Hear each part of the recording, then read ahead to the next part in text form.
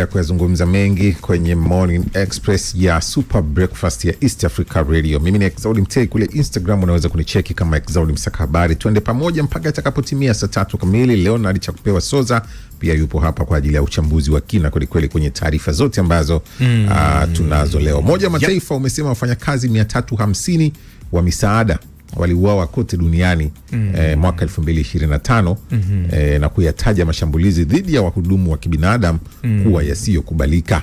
Kwa ripoti yao jana, Gaza ilikuwa eneo hatari zaidi kwa mwaka wa 3 mfululizo ikiwa na vifo 186, ikifuatiwa na Sudani ambako wafanyakazi 71 waliuawa mwaka 2024. Wafanyakazi 337 wa misaada pia waliuawa, kwa hiyo namba imepanda. Mkuu wa masuala ya kibinadamu wa Umoja wa Mataifa Tom Fletcher amesema zaidi ya wahudumu 1000 wameuawa katika kipindi cha miaka mitatu, hali inayotajwa kuwa isiyokubalika, na amewataka wahusika wawajibishwe. Ofisi ya OCHA kwa kweli imetoa ripoti, na ripoti ambayo binafsi imenisikitisha. OCHA ni ofisi ya misaada ya kibinadamu kwa faida ya msikilizaji ya Umoja wa Mataifa.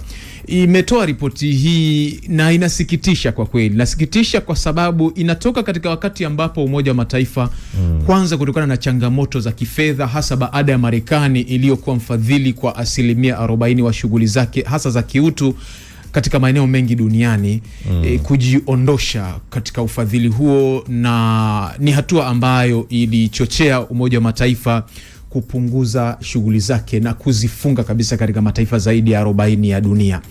Ni ripoti ambayo inakuja katika wakati ambapo maeneo kama Gaza tunafahamu mashambulizi yameendelea kutokea, na hata jitihada za kurejesha utengamano katika eneo hilo zimeendelea kuwa katika mtanziko chini ya bodi ya amani ya Bwana Donald Trump.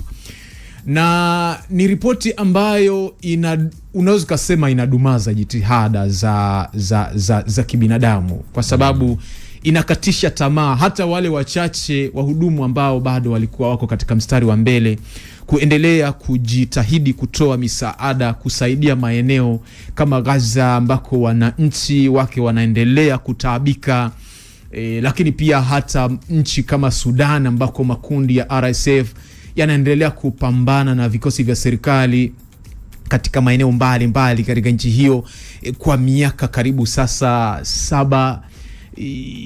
Migogoro ambayo imetengeneza tatizo la kiutu, njaa ikiwemo sana, zinaendelea kutatizika kusema kweli. Kwa hiyo ni habari mbaya ambayo inajeruhi jitihada za kunusuru ubinadamu na kuendelea kurudisha tumaini kwa wale ambao wanaumizwa na migogoro hii. Na ni jitihada ambazo zinafifiza kabisa unaona hatua kama hizi ambazo kwa mazingira magumu ambayo Umoja wa Mataifa na ofisi yake hii ya OCHA wamekuwa wakijitahidi kuendelea kufanya katika kipindi ambapo fedha inaendelea kutatiza.